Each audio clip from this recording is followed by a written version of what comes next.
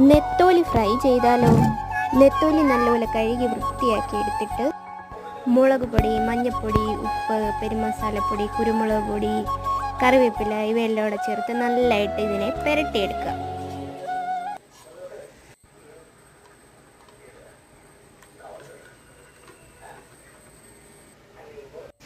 എന്നിട്ട് ഒരു ചട്ടി അടുപ്പത്ത് വെച്ചിട്ട് വെളിച്ചെണ്ണ ഒഴിക്കുക.